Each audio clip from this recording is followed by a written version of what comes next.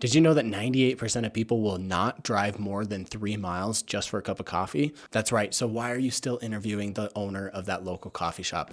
Look, guys, in this video, we're going to be talking about how to generate free leads on YouTube and the truth about how to do so. There's a lot of things that I see people get wrong when it comes to generating leads on YouTube, and this is something that I want to help you fix. So in this video, I'm going to discuss how to go about this process. I'm going to give you, 6, 7, 8 tips on how to do this effectively and what you can do to turn your channel around and actually start getting leads and deals from your YouTube channel. Now, as we jump into this, my name is Cody, the YouTube Realtor. I've taken my YouTube channel that's focused here on my local market and used it to generate over $350,000 in GCI in 2021 and over $450,000 in GCI in 2022 as of the date of this recording. So this is something I'm really passionate about. I've had a lot of success, a lot of failures along the way, and I want to help you kickstart your YouTube channel. Whether you've already got one, you're thinking about starting one, whatever it may be, I want to help you get to that next step. So let's go ahead and jump into this. Number one, you need to be able to provide value to the people who are watching your video. Just like I started off this video at the very beginning, talking about the coffee shop and how people will not drive more than 3 miles. People don't care about that type of content. I see a lot of agents going out there trying to interview local business owners or talk about what's happening in the community or talking to cool people about projects or whatever. And unfortunately, that's the stuff that people just don't care about. They're not searching for that type of content. It has no relevance to them in their search for a home in your area. So it should not be something that you are actually going out there and filming. The things that people are looking for is they're looking for home tours on new construction homes. They're looking to learn about the pros and cons to living in an area. They're looking for vlog tours about these neighborhoods. If you go to my YouTube channel, Living in Salt Lake City, you'll see an example of every single video that I've done and what people are searching for. And this is what's allowed me to really gain that success from my YouTube channel. So number one on our list here, you have to provide value that people are actually searching for. Number two on our list, you have to be able to optimize your videos with the thumbnail and the title, and also making sure that you get the content of the video correct. You want to be able to put together a video that is fully optimized for what somebody is searching for. So if you go out there and you type in, hey, living in Miami, Florida, here's the vlog tour of what it's like to live downtown, that is a great title, right? That's going to be your title for that video. And then on the thumbnail, you also want to be able to create something that's going to evoke emotion in somebody who's watching it. So whether you have a picture of yourself, giving a big smile, or maybe, making a shocked look, that might be something that really evokes emotion. Or you could even throw some words on here that say like, hey, avoid at all costs, right? That's going to really just kind of maybe trigger somebody into watching your video, right? Because they might say, oh, living in Miami, Florida. And then the thumbnail says, in small text, with a picture of the ocean, avoid living here. People are going to be like, wait a second, what? I thought, this is a great place to live. So being able to optimize your videos and create titles and thumbnails that people are actually going to click on is extremely important when it comes to YouTube. Now for number 3 on our list, we're going to talk about being consistent when it comes to filming videos. You have to be consistent with filming videos. At very minimum, you need to be doing at least 1 video per week.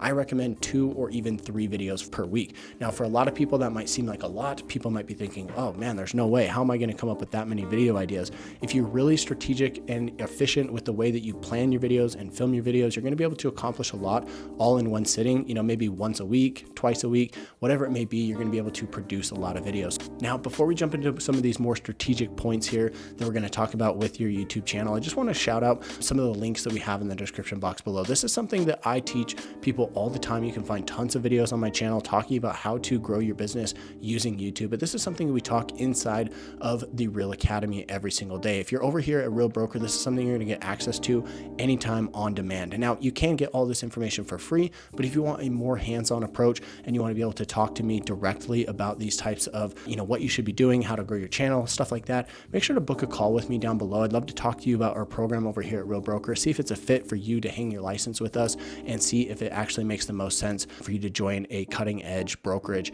just like this one. Now, also on that note, I do want to mention that there's some other cool information down there. So make sure to subscribe to the channel and make sure you watch out for these future videos that we're going to be releasing, because we're going to be talking about a lot of really cool stuff over the next couple months.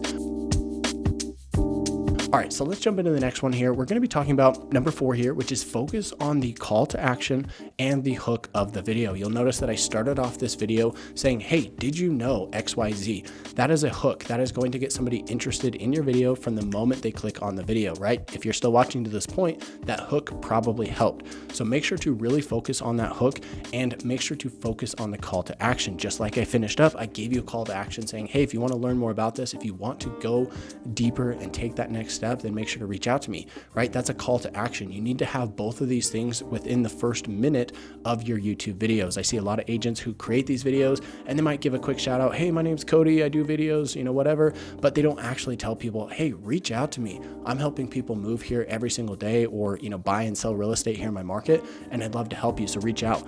I don't see people doing that on their channels, and that's a huge mistake. So you need to have a hook and you need to have a call to action on your video within that first minute, maybe even 90 seconds. You can put the call to action a little bit further in, but I recommend having it right up front. Make it quick so you can get right into the value of the video, right? You don't want to drag on 2 minutes talking about, oh, I'm a realtor and I had this many sales and I did this and I did that. Just say, hey, I'm helping people move to the area. If you're thinking about making a move here, reach out to me. My information is here on the screen and in the description box below. Okay, let's jump into the value of the video. That's the approach that you should take when it comes to this. So your introduction has to be on point. Number 5 on our list follows that exact point that we just talked about. Not only does the introduction have to be on point, but you also need to get right into the meat and potatoes of the video. This is where you're delivering the value. You're showing people what it's like to live there. You're telling people, hey, here's what you're going to expect for cost of living, or the pros and cons. Here's the good things. Here's the bad things. Here's what people want to know. When you deliver that value to them and don't ramble on about random stuff, you're going to have a much better produced video, and it's going to do much better. You're going to get people watching for a longer amount of time, and you're going to get more views, and you're also going to get people reaching out to you. Next up, I think this is number 6 on our list here. You need to track your data. You need to figure out what is working and what is not working. The 2 most important metrics when it comes to YouTube is looking at your click-through rate and your watch time for your videos. Now, if you take a look here on screen, you're going to see that the click-through rate for your videos will vary. You're going to see somewhere maybe upwards of 15%, maybe 12%, 8%, 5%, or maybe you're even like at 1% or below, right? If you're under 5%, you need to be better about optimizing your titles and your thumbnails to be able to get more clicks. If you're going out there and you're creating a video and you're not getting at least a 5% click-through rate, you need to either change your title to be something that's more searchable, or more on point with somebody of what somebody would be looking for, or you need to change your thumbnail to be something better. I see a lot of bad thumbnails out there, but if you create some good thumbnails, you're going to have better success. You need to be at least a 5% click-through rate for your videos. If you can be at the 7, 8, 9, 10% range, you're doing really, really well. When you first release a video, it might be really high, but over time that will come back down. So the quick thing to remember is just aim to be above 5%. If you can be between 7 and 10%, you're going to be doing really, really well. The other thing you want to look at is watch time, right? You're going to see that a lot of people will fall off watching your videos within the first 30 seconds. Probably anywhere from 25 to 50% of people will not watch past 30 seconds. That's just totally normal. Of course, the fewer, the better. The watch time is really important when it comes to how many people are actually watching on an average basis, right? You want that average watch time to be at least 50%. If you can get watch time of 50% or more, your video is going to do really, really well, and YouTube is going to continue to push that out to more and more people who would find that video to be interesting. In addition to that, if your video is getting less than 50% watch time, you can probably get away with somewhere in the 40 to 45% watch time range. But if you're under that 40% watch time, you're probably not going to do very good when it comes to getting that video out there and getting views on that video. So when it comes to that, make sure to track your data, figure out what's working, what's not working, and then really manage this and make changes along the way. You'll start to realize, hey, these types of topics do really well. I get a lot of comments on these ones. Those are the types of videos that you want to continue to make. So if you're making a lot of vlog tours and house tours, and people are like, hey, I really love this, your channel's growing, keep doing that, right? Keep going with that type of content. Don't try to switch it up. Don't try to add anything else. Just keep working on what's actually working. And number 7 on our list here, I think this is probably going to be the last one. You just have to keep going, right? This is going to be something that takes time, but the cool thing about this is it allows you to leverage your time, and it builds and builds and builds. It builds exponentially. If you go back and look at my channel, in the very beginning, I was getting 5 views, 10 views, 6 views, 3 views. I was getting hardly any views per day compared to what I'm getting now. Right now I get probably anywhere from 25 to 50 views per hour, and I'm still just a small guy, right? I'm not getting a ton of views compared to some of these bigger YouTubers that are out there, but that's all I need in order to find success on YouTube. You don't have to be getting a ton of views, but the thing you have to remember is that in the very beginning, it's going to be slow. And as you build, as you get more of a portfolio of these past videos, people are going to watch them. They're going to go through these binge watches where they're like, hey, I've watched 12 of your videos, and I absolutely love them.